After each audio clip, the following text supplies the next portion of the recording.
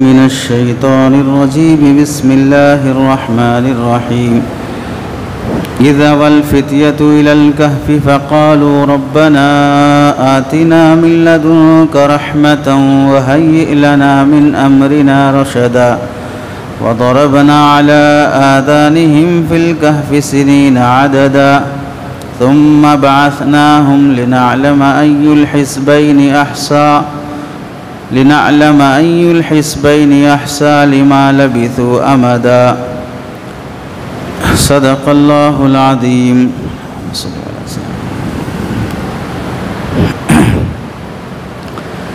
میرے محترم عزیزوں، بزرگوں اور دوستوں، سورہ کہف کی تفسیر چل رہی تھی. سورہ کہف کی تفسیر میں آیت نمبر 10 کی تفسیر مکمل ہوئی، آیت نمبر 11 کی تفسیر اور آیت نمبر 12 کی تفسیر، اور آگے ان آیتوں کی تفسیر آج بیان کی جائے گی. سورہ کہف کی آیت نمبر 10 میں کہف کے وہ نوجوان، غار کے ان نوجوانوں نے اللہ سے دعا مانگی تھی کہ فقالوا ربنا آتنا من لدنک رحمہ، اے اللہ ہمیں اپنی طرف سے رحمت عطا کیجیے، وہیئ لنا من امرنا رشدا، اور ہمیں سیدھا راستہ اور بھلا راستہ دکھائیے، ہماری رہبری فرمائیے. تو اس دعا کے بعد اللہ تعالیٰ نے ان نوجوانوں کے ساتھ جو مدد کا معاملہ فرمایا، وہ کیا مدد فرمائی اسے ذکر فرماتے ہیں. فضربنا علی آذانہم فی الکہف سنین عددا، جب وہ گاؤں چھوڑ کے آ گئے اور کوئی ساز و سامان زیادہ اپنے ساتھ نہیں رکھے، جنگل میں آ گئے، اب رہبری کی، اللہ کی مدد اور نصرت کی ضرورت ہے، مدد مانگی اللہ سے، تو اللہ تعالیٰ نے ان کے لیے مدد کا فیصلہ فرمایا. اور مدد کیا کی؟ غار کے وہ نوجوان جب وہ غار میں پہنچے تو اللہ تعالیٰ نے ان کو نیند کی نعمت سے نوازا. نیند یہ بہت بڑی نعمت ہے، وقت پر آدمی سونا یہ اللہ کی طرف سے بہت بڑا انعام ہے. چنانچہ اللہ نے ان بندوں کے ساتھ جو معاملہ فرمایا، اللہ فرماتے ہیں فضربنا علی آذانہم، تو ہم نے ان کے کانوں کو تھپک دیا، فی الکہف غار میں، سنین عددا چند سالوں تک. اس میں اللہ تعالیٰ نے نیند کے بارے میں ذکر کیا، اور نیند کا تعلق دو چیزوں سے ہے. پہلی چیز ہے کہ انسان کو اگر نیند اچھی آنا ہو تو آواز ڈسٹرب کرنے والی نہیں ہونا. دوسری چیز روشنی نہیں ہونا، تو آنکھوں کو اجالا نہیں لگنا، کانوں میں آوازیں نہیں آنا، تو انسان کو نیند اچھی آتی ہے. اور اگر ڈسٹرب تو نہیں ہے، کانوں میں آواز تو نہیں آ رہی، چیخ و پکار، شور شرابہ نہیں ہے، لیکن لائٹ جل رہی ہے، تو پھر انسان کو نیند نہیں آتی ہے. اندھیرا ہے لیکن آوازیں آ رہی ہیں تو بھی انسان کو نیند نہیں آتی ہے. تو انسان کو نیند آنے کا تعلق دو چیزوں سے ہے کہ آنکھوں میں روشنی نہ پڑے، کانوں میں آواز نہ آئے، تو پھر انسان اچھی نیند سو سکتا ہے. چنانچہ سائنسدانوں نے بھی لکھا ہے کہ اگر انسان کسی جنگل میں بھی سو جائے جہاں پر کوئی چیخ و پکار، آواز نہ ہو، بالکل سناٹا ہو، وہاں بھی اگر سو جائے گا، سورج نکلنے کے بعد جب روشنی آئے گی تو وہ روشنی آنکھوں کے ذریعے سے دماغ تک پہنچے گی. خود بخود کوئی اٹھانے والا نہیں ہے، پھر بھی نیند سے آدمی اٹھ جاتا ہے، کیونکہ روشنی انسان کو سونے نہیں دیتی ہے، اندھیرے میں انسان کو نیند آتی ہے. یہاں اللہ تعالیٰ نے جو مدد مانگی اللہ سے ان نوجوانوں نے، اور اللہ سے ہدایت کا راستہ مانگا، تو اس پر اللہ نے ہدایت اور مدد کیسے کی؟ نیند کے ذریعے سے کی. تو کیا معلوم ہوا؟ مصیبت اور پریشانی میں نیند آ جانا بھی بہت بڑی نعمت ہے. کہف غار کے نوجوان پریشانی میں تھے تو اللہ نے ان کی مدد کی نیند کے ذریعے سے. تو ہمیں بھی ہماری زندگی میں معلوم کر لینا چاہیے اور ہمیں اس نعمت کا احساس ہونا چاہیے کہ وقت پر سونا یہ اللہ کا بہت بڑا انعام ہے۔ آج مسلمانوں میں سے تقریباً 60% لوگ اس نعمت سے محروم ہیں۔ ٹائم پر مسلمان نہیں سوتا ہے اور ٹائم پر نہیں اٹھتا ہے۔ پرانا زمانہ جہاں پر لوگ زیادہ پڑھے لکھے نہیں تھے، لیکن عشاء کی نماز کے بعد ایک آدھا گھنٹہ کیا جاگ لیے فوراً سو جاتے تھے، اور صبح گھر کا گلی کا مرغ اور کتا بھونکنے سے پہلے انسان اٹھ کر اپنی اپنی عبادت میں اور کام میں لگتا تھا۔ اور آج اتنے ایجوکیٹڈ اینیملز بن گئے ہیں لوگ، پڑھے لکھے جانور، رات کے 12 بج رہے ہوں پھر بھی نیوز چینل چل رہا ہے، واٹس ایپ پہ چیٹنگ چل رہی ہے، ہوٹلوں میں کھانے چل رہے ہیں اور فنکشن ہالوں میں دعوتیں چل رہی ہیں، 2 بجے تک کھا کے آ رہے ہیں تو بھی احساس نہیں ہے کہ ہم اتنی رات میں کھانا کھا رہے ہیں، 2 بجے تک ہم جاگ رہے ہیں۔ 2 بجے تک جاگنے والا انسان صبح جلدی کیسے اٹھے گا؟ اور جو انسان صبح جلدی نہیں اٹھتا ہے وہ کبھی صحت مند نہیں ہو سکتا، بہت جلد اس پر بڑھاپا آ جائے گا اور بہت جلد بیماریاں شروع ہو جائیں گی۔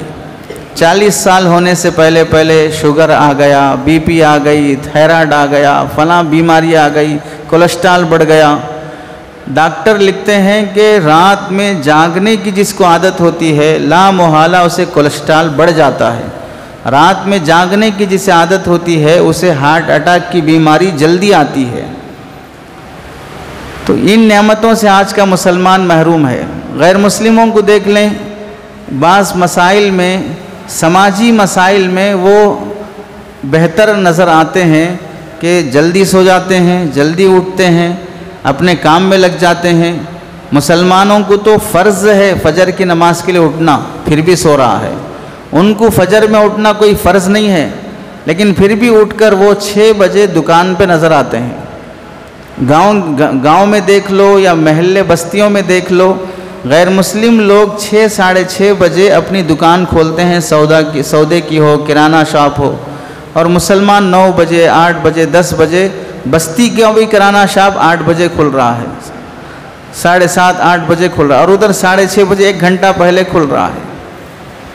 ہم نے خود اپنی آنکھوں سے دیکھا، ایک جگہ سفر میں گئے، صابن خریدنے کی ضرورت تھی، مسلمانوں کا محلہ ہے، 7:30 بج رہے تھے، کسی مسلمان کی دکان کھلی ہوئی نہیں ہے، صرف ایک دکان کھلی ہوئی ہے اور وہ بھی غیر مسلم کی دکان ہے 7:30 بجے، اور آس پاس میں 8-10 دکانیں مسلمانوں کی ہیں لیکن کوئی دکان کھلی ہوئی نہیں ہے۔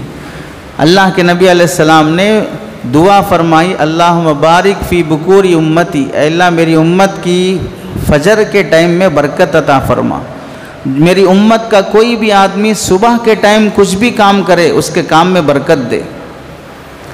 تو آدمی صبح کے ٹائم پڑھے گا، اچھا یاد ہو جائے گا، صبح کے ٹائم تجارت کے لیے نکلے گا، اللہ برکت دیں گے۔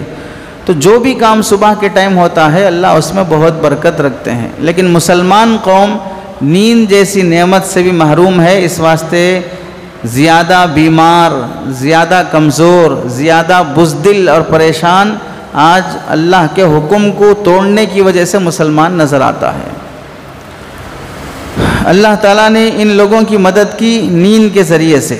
پھر اللہ فرماتے ہیں ثم بعثناہم لنعلم ای الحزبین احصی لما لبثوا امدا، پھر ہم نے ان کو جگایا، سلا دیا، اور سلانے کے بعد پھر اللہ نے ان کو جگایا۔ بعثناہم، ہم نے ان کو جگایا، بیدار کیا، لنعلم، تاکہ ہم جانیں، ای الحزبین، 2 گروپ اور 2 جماعتوں میں سے، احصا، زیادہ صحیح گنتی کر سکتا ہے، لما لبثوا امدا، کہ ان کے سوئے ہونے کی کتنی مدت ہے، کتنا پیریڈ یہ لوگ سوتے رہے، کون صحیح بولے گا ہم جان سکیں۔ یہاں اللہ تعالیٰ نے غار کے ان نوجوانوں کو جو نیند کی نعمت عطا کی ہے وہ پورا ورلڈ ریکارڈ ہے، یعنی آج تک دنیا میں کوئی انسان اتنا لمبا پیریڈ نہیں سو سکا اور نہ قیامت تک سو سکتا ہے۔ کوئی ہے جو 310 سال تک سوتا رہے، اتنی عمر ہوتی نہیں ہے اصل آدمی کی۔ 3 سال سونا بھی مشکل ہے، 3 مہینے سونا بھی مشکل ہے۔ کوما میں گیا تو بول سکتے ہاں بھئی 1 سال سے کوما میں سو رہا بول کے، باقی نارمل حالت میں انسان سوتا بھی رہے، اتنے سال سوئے، صبح دوپہر شام دھوپ بارش گرمی کسی کا اس پر اثر نہ پڑے، اور سونے کے بعد اس کے جسم میں کوئی خرابی بھی نہ آئے۔ ڈاکٹر بولتے ہیں کہ اگر انسان بیڈ پہ آ گیا تو ایک ہی طرف نہیں سونا، اگر ایک ہی سائڈ سوتا رہے گا تو پھر جسم کا وہ حصہ اس پہ پھوڑے نکل جائیں گے، زخمی ہو جائے گا، پھر ادھر آپریشن کرنا پڑے گا۔ اب کروٹ بدلتے رہنا پڑے گا، کروٹ بدلتے رہنے کے بعد بھی نیند تو نہیں آ سکتی، کروٹ تو بدلتے رہو، سوئے ہوئے تو نہیں رہ سکتے۔ اللہ نے ان پر اتنا احسان کیا، 300 سال تک سوتے رہے، کروٹ بدلتے رہے، نیند سے بھی نہیں اٹھے، اور جسم کو ایک دھکا بھی نہیں لگا، اور سونے کے لیے وہاں پر کوئی چارپائی نرم گدا ایسا کچھ بھی نہیں تھا۔ غار میں جا کے نیچے ایسے ہی زمین پہ سو گئے۔ نیچے زمین پہ اگر کوئی آدمی سو جائے گا، سالوں تک سوتا رہے گا، تو کیڑے مکوڑے بھی اسے کھا کے ختم کر دیتے ہیں، لیکن اللہ نے ان کے جسم کی حفاظت فرمائی۔ اس میں اللہ تعالیٰ نے فرمایا تاکہ ہم جان لیں کہ یہ لوگ کون اچھا عدد بیان کر سکتا ہے کہ کتنے سال تک یہ سوتے رہے۔ اس میں اللہ تعالیٰ نے فرمایا کہ کتنا سوئے نوجوان، کتنا غار کے اندر قیام کیا، ہم وہ دیکھنے اور جاننے کے لیے ان کو سلا دیا۔ دراصل کہنا یہ ہے کہ آدھا گھنٹہ 1 گھنٹہ 1 دن آدھا دن سوئے نہیں ہیں، بلکہ سوئے ہیں 100 سال، 100 سال 200 سال 300 سال تک سوئے، تو کس کو معلوم ہوتا کتنا سوئے بول کے؟ آدمی سونے کے 4 دن کے بعد پوچھے منگل کے دن آپ کتنے گھنٹے سوئے معلوم آپ کو؟ منگل کے دن سوئے سو نیند آدمی کو جمعرات تک معلوم نہیں رہتی، تو اب یہ سو کے 300 سال ہو گئے تو کریکٹ پیریڈ کیسا بولیں گے کہ بھئی کتنا سوئے بول کے؟ تو آپس میں اختلاف ہوا کہ بھئی ہم کتنے دن سوئے بول کے، پھر آخر میں بولے بھئی کتنا سوئے کی چھوڑو، اللہ جانتا وہ سب۔ اللہ فرماتے ہیں کہ یہاں پر ان لوگوں کی مدد اللہ تعالیٰ نے جو کی ہے وہ نیند کے ذریعے سے کی ہے۔ وقت پر نیند بھی اللہ سے مانگنا چاہیے، اور بالخصوص چھوٹے بچوں کو مکمل نیند دینا چاہیے۔ جو بچہ جتنا چھوٹا ہے اور جتنا زیادہ سوتا ہے اتنا وہ بڑے ہوتے ہوتے ذہین اور صحت مند بنتا ہے۔ ہر انسان کو 6 سے 7 گھنٹے کی نیند بہر صورت ہونا ضروری ہے۔ اگر 7 گھنٹے کی نیند کنٹینیو اگر اسے نہیں ملتی ہے تو وہ انسان صحت مند نہیں رہ سکتا۔ انسان کے جسم کا اپنا حق ہے، وہ حق اسے دینا چاہیے۔ حضرت سلمان فارسی رضی اللہ تعالیٰ عنہ کے دوست تھے حضرت ابو الدرداء رضی اللہ تعالیٰ عنہ، غالباً وہ ملنے گئے تو دیکھا روزوں پہ روزے رکھ رہے ہیں، رات میں سوتے ہی نہیں ہیں اور نفلیں پڑھنے میں لگے رہتے ہیں۔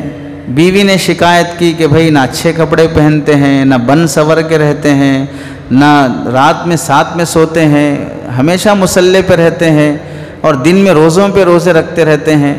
تو حضرت سلمان فارسی رضی اللہ تعالیٰ عنہ گئے، مہمان بنے اور کھانا کھانے کے لیے بیٹھے، تو بولا بیٹھو آپ بھی بیٹھو ساتھ میں۔ نہیں میں روزے سے ہوں، میرے ساتھ کھانا بولے تو کھانا بس ختم، روزہ توڑو میرے ساتھ کھاؤ۔ نفل روزہ تھا، تو نفل روزے رہنے کی بھی لمٹ رہتی، حد سے زیادہ آدمی بزرگ نہیں بن جانا، بزرگ بننے میں بھی لمٹ رہنا چاہیے۔ حد سے زیادہ شیطان بھی نہیں بن جانا کہ شیطان بھی شرمانے لگے کہ میرے سے بڑا بن گیا، بڑا بھائی بن گیا۔ تو برا ہونے کی بھی لمٹ ہے، اچھا ہونے کی بھی لمٹ ہے۔ تو زبردستی ان کا روزہ توڑ کے ساتھ میں کھانا کھانے لگا ہے۔ اور یہ اسلام کا بھی حکم ہے کہ بھائی جب مہمان تمہارے گھر میں ہے اسے کھانا رکھے سامنے اور تم بول رہے میں روزے سے ہوں، تو کیا مطلب تم اپنی بزرگی دکھانا چاہ رہے ہو کہ بھئی میں کھائے بغیر بھوکا ہوں اور تم کھا رہے بیٹھ کے ٹکا کے یہاں پر؟ ارے جب مہمان ہے تو مہمان، تم بھوکے رہے تو مہمان کھانا کیسے کھائے گا؟ اسلام تو یہ بولتا ہے کہ وہ مہمان کے ساتھ جب بیٹھے کھانے کے واسطے، تمہاری بھوک بھی نہیں رہن دو، پھر بھی اس کے ساتھ بیٹھ کے خالی ہاتھ پھراتے رہو، چباتے رہو، تاکہ تمہارے ساتھ بیٹھنے سے مہمان پیٹ بھر کے کھانا کھا سکے۔ اب میں روزے سے ہوں بول دیے تو کیسا؟ تو روزہ توڑ کے کھانا کھانے لگائے۔ پھر جب رات ہو گئی بستر بچھائے سونے کے واسطے تو مصلی بچھا کے نماز پڑھنے کے لیے کھڑے ہو گئے، تو حضرت سلمان فارسی بولے آؤ خاموش سو جاؤ، یہاں پر کچھ بھی نفلیں نہیں پڑھنا، نہیں میں عبادت کرنا چاہ رہا ہوں، عبادت کرتے اللہ کے نبی ہم کو جو سکھائے ویسا کریں گے، سو جاؤ پہلے، تو اپنے ساتھ سلا لیے۔ پھر جب تہجد کا ٹائم ہوا، تہجد کے ٹائم پہ خود اٹھائے اور تہجد کے لیے نماز میں کھڑا کرے، اور پھر فرمائے کہ انسان کو اللہ کے نبی علیہ السلام نے تعلیم دی ہے، اپنے جسم کا بھی حق ہے، کھانا جسم کا حق ہے، سونا جسم کا حق ہے، وہ اسے ملنا چاہیے، بیوی کا حق پورا کرنا اس کا حق ہے۔ اب یہاں آپ سمجھو کہ صحابہ ایسے پابند تھے، ان کو روزے رکھنے سے ہاتھ پکڑ کے روک کے کھلانا پڑتا تھا، اتنے عبادت گزار تھے کہ نفل نماز پڑھنے کھڑے ہوئے تو مصلی سے کھینچ کے لا کے سلانا پڑتا تھا۔ آج مسلمانوں کا حال یہ ہے کہ رمضان کے روزے رکھنے کے واسطے بھی علماء بیانات کرے، فضائل بتائے، گالیاں دیے، تھوکے تو بھی شرم نہیں آ رہی ہے، جوان ہوتے ہوئے رمضان کے فرض روزے چھوڑ رہے ہیں، انہیں رات کی نفلیں چھڑا کے مصلی پہ سے ہٹا کے لا کے بستر پہ سلانا پڑتا تھا۔ آج بیانات پہ بیانات کرو، ڈانٹو، کچھ بھی کرو، فرض نماز کے لیے بھی مسجد میں دکھنا مشکل ہے لوگوں کا۔ تو اس زمانے کے لوگوں کی عبادت کا اور اللہ کو منانے کا طریقہ زمین آسمان کے برابر فرق بدل گیا ہے۔ اس کے بعد اللہ تعالیٰ آگے کی آیتوں میں اصحاب کہف کا ذکر فرماتے ہیں کہ اصحاب کہف کون لوگ تھے اور کیسے لوگ تھے، اور ان کے ساتھ اللہ تعالیٰ نے کیسے کیسے احسان والا، حفاظت والا معاملہ کیا۔ چنانچہ آیت نمبر 13 میں اللہ فرماتے ہیں نحن نقص علیک نبأہم بالحق انہم فتیۃ آمنوا بربہم وزدناہم ہدی۔ نحن نقص علیک، ہم تمہارے سامنے ان کا واقعہ، اصحاب کہف کا واقعہ، نقص علیک نبأہم، ان کا واقعہ، بالحق، ٹھیک ٹھیک بیان کریں گے، جو واقعہ ہوا ہے سیم ویسے ہی بیان کریں گے جو ہوا تھا۔ کیا مطلب؟ اصحاب کہف کے واقعے سے تم کو جو سبق لینا ہے، تم کو جو عبرت حاصل کرنا ہے، تمہارے لیے جو فائدے کی باتیں ہیں، قصے میں سے اتنی ہی باتیں ذکر کریں گے۔ نالج بڑھانے واسطے ضروری، غیر ضروری، فالتو باتیں ہم بیان نہیں کریں گے۔ نبأہم بالحق کا مطلب یعنی قرآن میں اللہ قصے بیان کرتے ہیں، لیکن اتنے ہی قصے بیان کرتے ہیں جن قصوں سے آگے آنے والی قوموں کو کچھ فائدہ ہو، سبق ملے۔ بے فائدہ فالتو قسم کی باتیں نعوذ باللہ اللہ قرآن میں بیان نہیں کرتے ہیں۔ چنانچہ دیکھیے حضرت آدم علیہ السلام کا قصہ قرآن میں کئی جگہوں پر ہے، موسیٰ علیہ السلام کا قصہ تو قرآن مجید میں تقریباً 25-26 جگہ پر ہے، 30 پاروں میں سے 20-25 جگہ تو حضرت موسیٰ علیہ السلام کا قصہ ہے، لیکن قصے میں سے صرف اتنی بات بولیں گے جو قوم کے لیے فائدہ ہو۔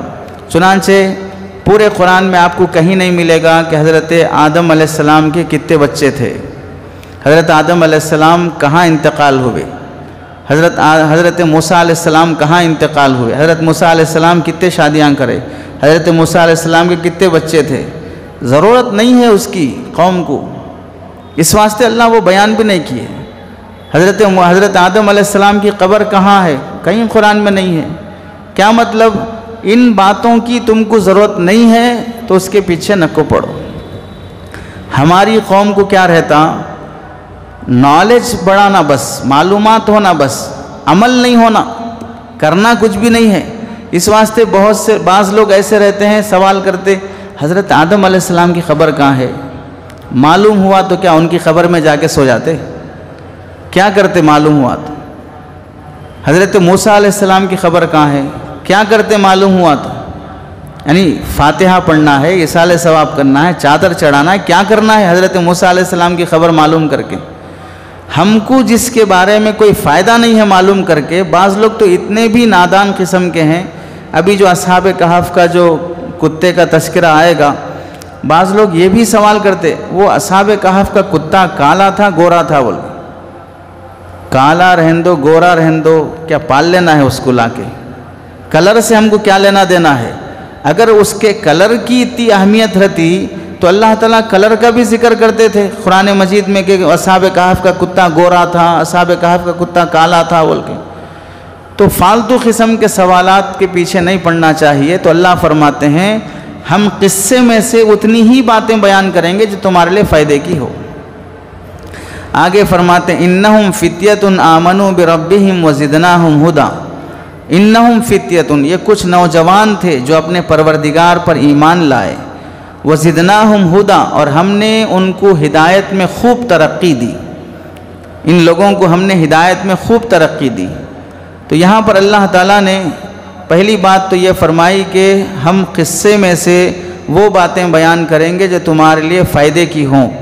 اب فائدے کی باتیں کیا ہیں؟ اللہ تعالیٰ فرماتے ہیں انہم فتیۃ، کہ وہ لوگ نوجوان تھے۔ اس سے معلوم ہوا وہ کچھ لوگ تھے نہیں بولے اللہ تعالیٰ نے، خاص طور سے نام لے کے بولے نوجوان تھے۔ معلوم ہوا جوانی کی عمر میں کوئی بھی کام کرنا یہ بہت قابل تعریف کام ہوتا ہے، اور یہ کام کرنے کا پیریڈ اور عمر ہوتی ہے جوانی۔ بچپنا دیکھیے بچے کو اتنی سمجھداری نہیں رہتی، سمجھداری رہتی نہیں، اور اگر کرنا چاہے تو بھی کر بھی نہیں سکتا، بچہ ہے۔ بڑھاپے میں انسان ذہن بہت بڑھ جاتا، تجربہ آ جاتا، لیکن کرنے کی طاقت نہیں رہتی، بیماریاں آ جاتی ہیں، کمزوری آ جاتی ہے، کرنے کا جذبہ بھی اتنا نہیں رہتا، اس واسطے کہ خود کو سنبھالنا مشکل ہو جاتا ہے بیماریوں کی وجہ سے۔ تو بچپنا بھی کام کا ٹائم نہیں ہے، اور بڑھاپا بھی کام کا ٹائم نہیں ہے، کام کا ٹائم جوانی ہے۔ تو اس جوانی کی اہمیت بتانے کے لیے اللہ تعالیٰ نے ذکر کیا انہم فتیۃ، وہ چند نوجوان تھے، آمنوا بربہم، جو اپنے رب پر ایمان لائے۔ رب پر ایمان لائے مطلب اس وقت اس زمانے کا جو بادشاہ تھا، اس بادشاہ کا قانون یہ تھا کہ وہ زبردستی مورتی پوجا کراتا تھا، اور اللہ کو چھوڑ کر مورتیوں کے سامنے قربانی ذبح، جانوروں کو ذبح کراتا تھا۔ تو یہ اس کو چھوڑ دیے، انکار کر دیے، اس کو خدا نہیں مانے، اللہ کو خدا مانے۔ ہوا اس طرح کہ چند نوجوان کہیں سفر میں جا رہے تھے، تو وہاں پر کسی عیسائی مذہب کا، چونکہ اس وقت کا مذہب عیسائی تھا، عیسائی مذہب کا کوئی آدمی ملا اور ان کو سمجھایا کہ ہمارا اللہ ایک ہے، ہم مورتیوں کی پوجا نہیں کرنا چاہیے، انسانوں کی پوجا نہیں کرنا ہے، سورج کی پوجا نہیں کرنا ہے، ہمیں ایک اللہ کی پوجا کرنا ہے۔ تو یہ لوگ صحیح ایمان پر آئے اور مسلمان بنے۔ تو اس کے بعد یہ سب لوگ دکھنے میں تو ایسے دکھ رہے تھے کہ عام انسانوں کی طرح، لیکن ان کا عقیدہ اور ان کی سوچ اس وقت کے مسلمان بن چکے تھے۔ جیسے دیکھیے ایک آدمی ہے کرتا پیجامہ پہنتا ہے، دوسرا ایک ہندو ہے وہ بھی کرتا پیجامہ پہنتا ہے، دونوں کرتے پیجامے میں ہیں، لیکن ایک ہندو کی سوچ الگ رہتی ہے، وہ 100 مورتیوں کی خدا مانتا ہے، اور مسلمان کی سوچ الگ رہتی ہے کہ وہ ایک ہی کو خدا مانتا ہے۔ تو اس وقت ان کو سمجھایا گیا، بعض کتابوں میں ان کے نام بھی لکھے گئے ہیں کہ 7 نوجوان کون تھے، ان کے کیا کیا نام تھے اس زمانے کے لحاظ سے۔ تو اللہ یہاں فرماتے ہیں کہ وہ چند نوجوان تھے۔ اس سے معلوم ہوا جوانی کی جو عمر ہے اس کی انسان کو قدر کرنا چاہیے۔ اسی واسطے اللہ کے نبی علیہ السلام کو ساتھ دینے والے جو صحابہ تھے ان میں زیادہ تر نوجوان صحابہ تھے جو اللہ کے نبی علیہ السلام کو ساتھ دیے۔ نبی کریم صلی اللہ علیہ وسلم پر ایمان لانے والے ابتدائی مسلمان تقریباً 18 مسلمان صحابہ وہ تھے جو بڑی عمر کے تھے، باقی سارے صحابہ جوان تھے جو اللہ کے نبی علیہ السلام کا ساتھ دیے۔ جوانی کی عمر 40 سال تک رہتی ہے، تو حضرت عمر رضی اللہ تعالیٰ عنہ، حضرت ابو بکر رضی اللہ تعالیٰ عنہ، یہ سب لوگ 40 سال سے پہلے اسلام لائے ہوئے ہیں۔ تو ان سب کے سپورٹ سے اللہ کے نبی علیہ السلام کو بہت طاقت ملی ہے۔ کسی بھی، اب دیکھیے ملٹری میں جوان کام آتا ہے، پولیس میں جوان کام آتا ہے، کسی بھی شعبے میں دیکھو جوان کو لیا جاتا ہے، عمر ڈھلتے ڈھلتے انسان کو ریٹائرڈ کر دیا جاتا ہے کہ اب آپ کام کے لائق نہیں ہیں۔ تو ایسے ہی جوانی کی عمر ہمیں ضائع نہیں کرنا چاہیے۔ حدیث میں اللہ تعالیٰ فرماتے ہیں کہ شاب نشأ فی عبادت اللہ، کل قیامت کے دن اللہ تعالیٰ اپنے عرش کا سایہ جن کو دیں گے اس میں وہ نوجوان بھی ہوگا کہ جو اللہ کی عبادت میں اپنی جوانی گزارا ہے۔ جوانی کے متعلق لکھا جاتا ہے در جوانی توبہ کردن شیوہ پیغمبری وقت پیری گرگ ظالم می شود پرہیزگار۔ جوانی میں توبہ کرنا یہ پیغمبروں کی صفت ہے، بڑھاپے میں تو جنگل کا بھیڑیا بھی بزرگ بن جاتا ہے، بڑھاپے میں جنگل کا درندہ بھی بزرگ بن جاتا ہے، یعنی وہ بھی حملہ نہیں کرتا، چیر پھاڑ کھانے واسطے کسی کے اوپر ٹوٹ کے نہیں پڑتا، وہ بھی اپنے ہاتھ پر ڈال لے کے ایک جگہ پڑے رہتا ہے۔ تو جنگل کے درندے بھی بڑھاپے میں صوفی بن جاتے ہیں، جوانی میں صوفی بننا یہ پیغمبروں کا شیوا ہے۔ اسی واسطے کسی نے کہا بڑھاپے میں آ کر بزرگ بننے سے زیادہ بہتر ہے جوانی میں فرعون مت بنو۔ بڑھاپے میں بزرگ بننے سے زیادہ بہتر ہے جوانی میں فرعون مت بنو۔ جوانی میں تو بہت دندناتے رہے، بہت ظلم کیا، مار دھاڑ کیا، لوٹا، زمینیں کھایا، پیسے لوٹ کے کھایا۔ اب بڑھاپے میں آتے ہی حج کر لے کے آ گئے، عمرہ کر لے کے آ گئے، داڑھی رکھ لیے، تسبیح لے لیے، اب کونے میں بیٹھ کے اللہ اللہ کر رہے ہیں۔ جوانی میں کتنے لوگوں کو لوٹے سمجھ میں نہیں آ رہا ہے۔ تو جوانی میں لٹیرے، ظالم، اچکے، فرعون، قارون بننے سے لاکھ درجے بہتر ہے بڑھاپے میں بننے سے زیادہ بہتر ہے کہ توبہ کر کے ایک اچھے انسان بن جاؤ بڑھاپے میں آ کے بزرگ بننے سے۔ اسی واسطے کسی نے کہا ہے کہ جگر مراد آبادی کا شعر ہے، رخصت ہوئی شباب کے ہمراہ زندگی، کہنے کی بات ہے کہ جیے جا رہا ہوں۔ مطلب ہے کہ جوانی کا دور ختم ہو گیا تو سمجھ جاؤ کہ زندگی ختم ہو گئی، اب جی رہا ہے کوئی تو بس نام کے واسطے جی رہا ہے۔ اسی واسطے بعض گھرانوں میں دیکھو اگر بہت بوڑھے ہو گئے تو بعض بیٹے جو نافرمان رہتے وہ علماء سے بھی مل کے، بزرگوں سے مل کے بھی تھوڑا دعا کرو ہمارے والد کے واسطے اللہ کچھ اچھا فیصلہ کر دے۔ وہ اچھا فیصلہ کیا اشارہ رہتا، انتقال ہو جائے بول کے، یعنی مطلب کیا رہتا ہے کہ ان کو اب ماں باپ بھی بوجھ لگ رہے ہیں، اب ضرورت نہیں ہے، ان کئی کو جی رہے وہ خالی پیلی کے بوجھ ہے، چلے گئے تو ان کو بھی سکون ہے، ان کو بھی تکلیف ہے بیچاروں کو۔ تو جوانی گئی تو سمجھو زندگی ختم، اب کوئی جی رہا ہے تو نام کے واسطے جی رہا بس۔ اس واسطے اس طاقت کی عمر کی قدر کر لینا چاہیے۔ بڑھاپے میں تو بیماریاں، لوگوں کی نفرت، لوگوں کے تانے ڈانٹنا سب چیزیں شروع ہو جاتی ہیں۔ خواجہ بہاؤالدین زکریا ملتانی رحمۃ اللہ علیہ کے مرید اور بڑے پائے کے عالم تھے، وہ کہتے تھے افسوس کہ ایام جوانی بگزشت، سرمائے عیش جاویدانی بگزشت، خفتم بکنارے جوئے چنداں، کس جوئے من آب زندگانی بگزشت۔ کیا کہتے ہیں؟ افسوس جوانی کی زندگی گزر گئی، حقیقت یہ ہے کہ عیش و عشرت کا زمانہ چلا گیا، سکون سے، راحت سے، کھاتے پیتے کھلاتے کھاتے، دوستوں کے ساتھ خوشی، خاندان کے ساتھ خوشی، سب کے ساتھ ملتے جھلتے رہنے کا زمانہ جوانی ہے۔ بڑھاپا آ گیا، پلیٹ دے کے بازو بٹھا دیتے، آپ وہاں بیٹھ کے کھائیے۔ جوانی میں کیا ہے، 4 کو کھلاؤ، 10 کو کھلاؤ، خود بھی کھاؤ، سب کرتے ہیں۔ بڑھاپے میں کیا ہوتا ہے، آپ کہیں کو آ رہے ادھر، ہاں بیٹھ کے کھاؤ، آپ کہیں کو آ رہے ادھر۔ تو جو شخص جوانی میں سب کو کھلا رہا تھا اب بیچارے کو کنارے کر دیتے، آپ کو آنے کی ضرورت نہیں ہے، آپ کو بولنے کی ضرورت نہیں ہے۔ تو وہ کہتے ہیں کہ جوانی چلی گئی تو مزے کے زندگانی چلی گئی۔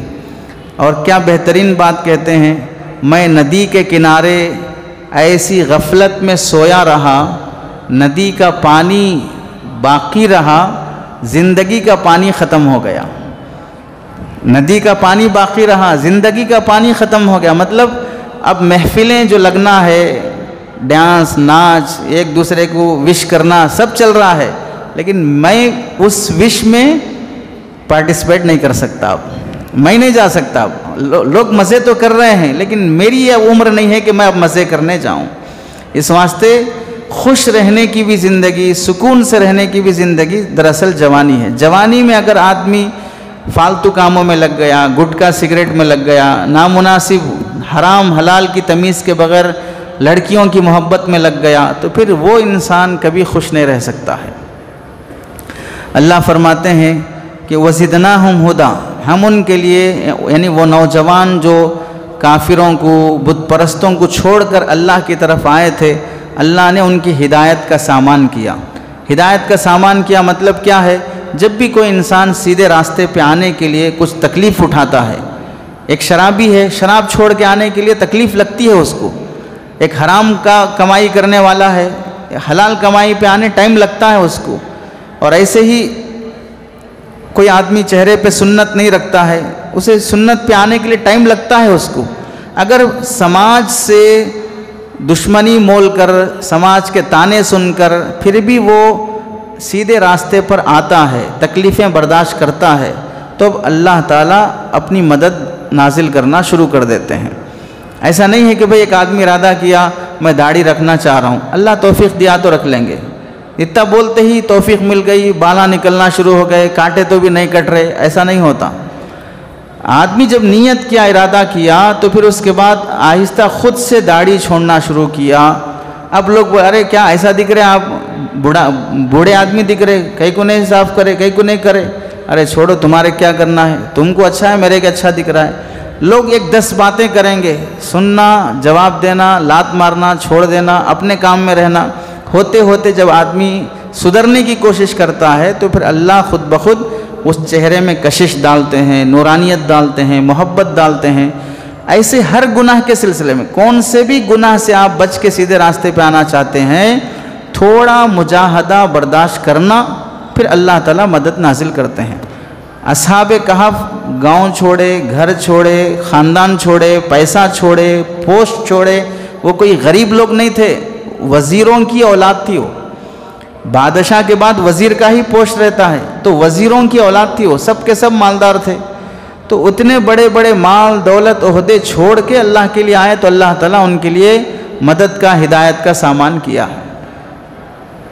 اور اس کے بعد اللہ تعالیٰ فرماتے ہیں ان نوجوانوں کو اللہ تعالیٰ نے اپنے سے ایک مضبوط تعلق دیا ہے، یعنی اس پر آنے کے بعد آدمی جمے رہنا بھی ہے۔ بعض مرتبہ ایسا ہوتا ہے کہ انسان گناہوں سے توبہ کر کے سیدھے راستے پہ آتا، لیکن سیدھے راستے پہ جم نہیں سکتا ہے۔ جیسے مثال کے طور پر اللہ کے راستے میں گیا، جماعت میں گیا، چلا لگایا، اللہ کی توفیق سے بزرگوں کی صحبت ملی، مسجد کا ماحول ملا، بیانات سنے، ایک اچھا انسان بن گیا۔ اب امید کرے کہ بھئی جب واپس آیا تو داڑھی بھی اچھی ہے، چہرہ بھی اچھا ہے، آنے کے بعد جب پھر ماحول میں نہیں ٹکا، نہیں رہا، تو چند مہینوں کے بعد دکھ رہا کہ پھر کلین شیو ہو گیا۔ تو اب کیا ہوا، پہلے سیدھے راستے پہ آیا، پھر سیدھے راستے سے بھٹک گیا۔ تو جمنا بھی بہت ضروری ہے۔ تو اللہ تعالیٰ فرماتے ہیں کہ وہ گاؤں باہر گھر بار سب چھوڑ کے آئے، آنے کے بعد اللہ ان کو جمائے رکھا۔ ایسا نہیں کہ بھئی افسوس کرنے لگے کہ ہم چپ تو بھی گاؤں سے نکلے، نہیں نکلنا تھا، ہم بھی اپنے ماں باپ کے ساتھ رہتے تھے، ہم بھی اپنے گاؤں میں اچھا پوزیشن سے رہتے تھے، ہم بھی وزیر بن سکتے تھے، ایک دولت ہمارے پاس بھی رہتی تھی۔ وہ دنیا چھوٹنے پر افسوس نہ ہو۔ تو اللہ تعالیٰ کی طرف سے ایک بڑا انعام ہے کہ جب ہدایت کے راستے پہ آئے تو اللہ بندوں کو ہدایت پر جمائے رکھنا، یہ بڑی نعمت ہے۔ اسی واسطے اللہ کے نبی علیہ السلام کی دعاؤں میں سے ہے، اللہ کے نبی فرماتے تھے، اللہ کے نبی علیہ السلام دعا فرماتے تھے، یا مقلب القلوب ثبت قلبی علی دینک، اے دلوں کے پلٹنے والے اللہ میرے دل کو ہمیشہ دین پر ثابت قدم رکھنا۔ دل میں خیال آیا اب نماز پڑھنے کے لیے آیا، اب عصر میں موڈ نہیں ہے پڑھنے، عصر میں نہیں دکھ رہے، عصر میں آ گئے، مغرب میں پڑھنے کو موڈ نہیں ہے تو مغرب میں نہیں آئے، تو معلوم ہوا دل ابھی پورا مسلمان نہیں بنا ہے۔ اوپر سے مسلمان بن گئے ہم لوگ، لیکن اندر سے مسلمان نہیں بنے ہیں، اس واسطے کبھی کرتے ہیں کبھی چھوڑ دیتے ہیں۔ استقامت کے لیے ان لوگوں کو دیکھنا جو استقامت سے ہیں۔ آج موجودہ زمانے میں استقامت دیکھنا ہو تو فلسطین کے مسلمانوں کو دیکھنا چاہیے۔ 7 اکتوبر 2023 سے لے کر اب 2024 آ گیا، پورا 1 سال گزر گیا ہے۔ رپورٹ یہ ہے، کل کی تازہ رپورٹ یہ ہے کہ پورے سال میں روزانہ 35 سے 40 بچے شہید ہوتے رہے، روزانہ 35 سے 40 بچے فلسطین میں شہید ہوتے رہے۔ ایک بچہ پیدا ہونا کتنا بھاری لگتا ہے۔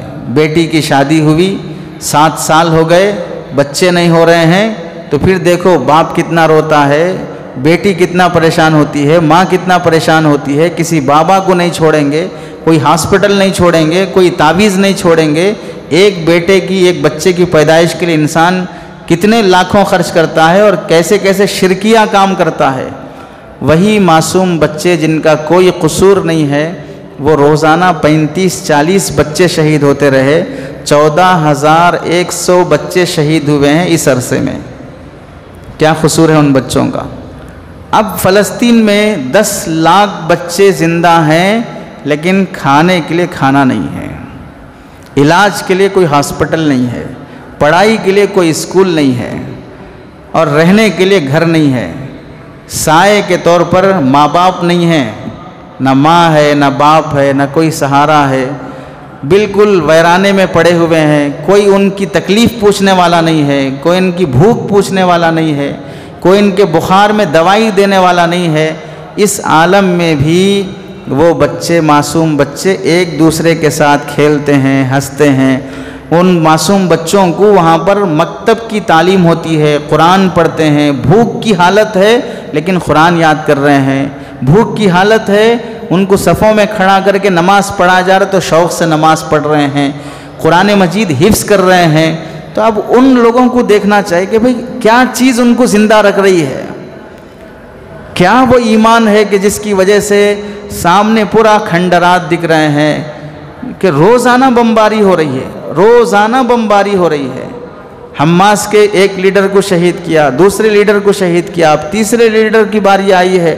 تو اتنا سب کچھ ہونے کے باوجود بھی وہ معصوم بچے، وہاں کی عورتیں اپنے جدا ہونے والے ان شوہروں کے غم میں، ان بیٹوں کے غم میں، انسانی فطرت ہے، روتے ہیں، آنسوں بہاتے ہیں، لیکن پردہ ابھی بھی مضبوط، نماز ابھی بھی مضبوط، قرآن کی تلاوت اور ذکر ابھی بھی مضبوط، بچوں کی تعلیم کی کا سسٹم ابھی بھی مضبوط ہے۔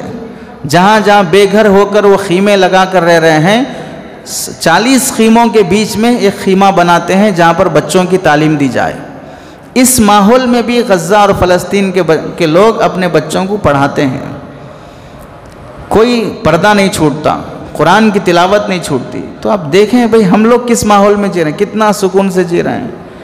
ہم کو اگر گھر میں سوتے ہوئے کوئی لائٹ آن کر دیا تو غصہ آ جاتا ہے، ہم کو سوتے ہوئے کوئی چیخا پکارا تو غصہ آ جاتا ہے۔ وہاں کے معصوم بچے جب سوتے ہیں، میزائل اور بم کی آوازیں آتی رہتی ہیں، لیکن کون پوچھنے والا ہے ان بچوں کا؟ آپ نے ویڈیو دیکھا ہوگا کہ دودھ پیتا بچہ سو رہا ہے، اچانک میزائل کی آواز سے ڈر کے چیختے ہوئے اٹھتا ہے۔ انٹرویو لے رہے ہیں ویڈیو کال کے ذریعے سے، گھر میں بیٹھ کے انٹرویو دے رہا ہے مسلمان نوجوان، ڈائریکٹ اسی کے گھر پہ میزائل پڑتی ہے اور وہ وہیں انتقال ہو جاتا ہے۔ معصوم بچی مرنے سے پہلے اپنے ماں باپ کو خط لکھتی ہے کہ اگر میرا انتقال ہو جائے تو آپ غم نہیں کرنا، میں شہید ہو رہی ہوں، میں اللہ کے نبی علیہ السلام کے پاس جا رہی ہوں، تم میرے انتقال ہونے پر آنسو نہیں بہانا۔ یہ معصوم بچی، چھوٹی 7-8 سال کی بچی خط لکھ کے مر رہی ہے۔ کیسا ان کا ایمانی جذبہ ہے۔ اور ہمارے بچوں کا حال دیکھو، گانے، ویڈیو گیم، موبائل فون اور یوٹیوب، کارٹون، کیسی زندگیاں گزر رہی ہیں۔ کب ہم ان کے ایمان کے لیول کو پہنچیں گے؟ اور یہ نہیں ہے کہ حالات ان پر آ رہے ہیں اور ہم پہ نہیں آ رہے ہیں۔ آپ نے دیکھا ہوگا وہ ویڈیو جس میں غزہ اور فلسطین میں جیسے کھنڈرات ہیں، یو پی کا ایک علاقے کا نام اخبار میں آیا ہے جہاں پر سیم وہ ویڈیو دیکھیں گے تو آپ فرق نہیں کر سکیں گے، بم بارود کی وجہ سے جیسے فلسطین کا حال ہو چکا ہے، یہاں بلڈوزر کی وجہ سے مسلمانوں کے گھروں کو ویسے گرایا جا چکا ہے۔ کئی 100 مسلمان بے گھر ہو چکے ہیں۔ جیسے ہائیڈرا سے یہاں پر لوگ پریشان ہیں، ویسے یو پی میں پورے علاقے کی مسلمانوں کی بستی پر بلڈوزر چلا دیا گیا ہے۔ کانوں کان خبر نہیں ہے کہ بھئی کیا ہو رہا ہے ملک میں۔ ہمیں اللہ کی طرف رجوع کرنا چاہیے، توبہ کرنا چاہیے۔ ہماری بچوں کی تربیت، بچیوں کی تربیت، ہماری بیٹیاں بے حیا بن رہی ہیں، شادی بیاہ کے رسومات ہمارے نہیں چھوٹ رہے ہیں، بینڈ باجے ڈی جے نہیں چھوٹ رہے ہیں۔ ان عالم میں بھی ہم حرام گناہ سے توبہ نہیں کر رہے ہیں، تو پھر بتائیے ہم دین پر استقامت کہاں ہے؟ ہم کو ہم جمے ہوئے کہاں ہیں مسلمان؟ اتنے ایک سال کی بم بارود کے بعد 45,000 مسلمان شہید ہو گئے ہیں فلسطین میں، 45,000۔ اور 2 لاکھ سے زائد مسلمان ملبے کے نیچے دبے ہوئے ہیں، ان کی لاشیں نہیں مل رہی ہیں۔ 5 لاکھ 8 لاکھ مسلمان بے گھر ہو چکے ہیں، کوئی ان کا سہارا نہیں ہے۔ 10 لاکھ معصوم بچے بے گھر ہیں، 1100 مسجدیں شہید ہو چکی ہیں۔ تو اتنا سب کچھ ہونے کے بعد بھی وہ استقامت سے ہیں ایمان پر۔ کوئی یہودی نہیں بنا، کوئی لڑکی فلسطین کی یہودیوں کے ساتھ رات گزارنے واسطے نہیں گئی ہے۔ یہاں ہماری بیٹیوں کو دیکھ لو، بائک چلانے والا غیر مسلم ہے اور اس کے پیچھے بیٹھ کے جا رہی ہیں۔ بوائے فرینڈ کس کو بنا رہی؟ غیر مسلم کو بنا رہی۔ اب جب سے ہمارے سماج میں 2 بیماریاں پیدا ہو گئی، اب تو حیا، شرم، تمیز سب ختم ہو گئی۔ پہلی بیماری کیا ہے؟ وہ بائک کے ذریعے سے بک کر کے جو ٹریولز کرتے ہیں، ریپیڈو کی بیماری جب سے لگی ہے، چلانے والا مسلمان ہے، غیر مسلم ہے، کچھ بھی نہیں، لڑکیاں بھی ریپیڈو بک کر کے پیچھے بیٹھ کے جا رہی ہیں۔ اس سے کیا ہو رہا ہے؟ ایک بیماری جو سماج میں پھیل رہی ہے، ریپیڈو سے جب آپ بک کریں گے تو آپ کا فون نمبر اس کو پہنچے گا، وہ آپ کو کال کرے گا۔ یہ جو کال کرتے ہیں ریپیڈو کے ذریعے سے، وہ فون نمبرات بعض غیر مسلم نوجوان اپنے پاس رکھ کر ان مسلمان لڑکیوں سے دوستیاں بڑھاتے ہیں، انہیں واٹس ایپ پر چیٹنگ کرتے ہیں، انہیں قریب کرنے کی کوشش کرتے ہیں۔ کئی مسلمان لڑکیوں کی عزت اس بہانے سے اب ملیا میٹ ہو رہی ہے، کون پوچھنے والا ہے؟ اور دوسری بیماری ہمارے سماج میں پھیل رہی ہے کہ ادھر ادھر کے ڈسٹرکوں سے یا ادھر ادھر کے باہر کنٹریز سے جو لڑکیاں یہاں پر کالج پڑھنے کے لیے، یونیورسٹی میں علم حاصل کرنے آتی ہیں یا آئی ٹی کمپنی میں جاب کرنے کے لیے آتی ہیں، جس ایریے میں آئی ٹی کمپنی میں جاب کرنے والی لڑکیاں ادر کنٹریز کی ہوں یا ادر ڈسٹرکس کی ہوں، ان ایریوں میں دیکھ لیجئے لیو ان ریلیشن شپ کی بیماری پھیل رہی ہے۔ لڑکے لڑکیاں ساتھ رہ رہے ہیں ہاسٹلز میں یا گھر کرائے پر لے کر، شادی کے بغیر پوری عیاشی اور زناکاری چل رہی ہے۔ مسلمان لڑکیاں ہیں، مسلمان نوجوان ہیں، جس بے حیائی، جس برائی کا ہم تصور نہیں کر سکتے تھے، وہ برائی اور بے حیائی ہمارے گھروں میں کے بازو پائی جا رہی ہے، تو ہم کس یقین سے کہہ سکتے ہیں کل کے دن میری بیٹی محفوظ رہے گی، کل کے دن میرا بیٹا محفوظ رہے گا؟ کتنی بے حیائی ہے۔ اور وہاں فلسطین کی مائیں رات میں سوتی بھی ہیں تو چہرے پہ حجاب پہن کے سوتی ہیں، اگر رات میں بمباری سے میری موت بھی آ جائے تو میرے چہرے کا پردہ نہ ہٹے۔ ملبے کے اندر پھنسی ہوئی ہے، کوئی ہاتھ دے کے نکالنا بھی چاہتا ہے تو پہلے حجاب پہنتی ہے تاکہ مجھے ہیلپ کرنے والا میرا چہرہ نہ دیکھے، پھر اس کے بعد اس کی مدد سے باہر نکلتی ہے۔ کہاں ان بچیوں کی حیا، کہاں ہماری بیٹیوں کی بے حیائی؟ کیسے اللہ تعالیٰ مدد کریں گے اگر یہ بے حیائی کا عالم رہے گا؟ تو اللہ سے استقامت مانگنا کہ اللہ ہدایت دے دیا، اب مجھے گمراہ مت کر، مجھے غلط راستے پہ جانے سے بچا لے۔ اللہ سے دعا ہے کہ اللہ تعالیٰ عمل کی توفیق نصیب فرمائے، ہمیں استقامت نصیب فرمائے۔ آمین۔ وآخر دعوانا ان الحمد للہ رب العالمین۔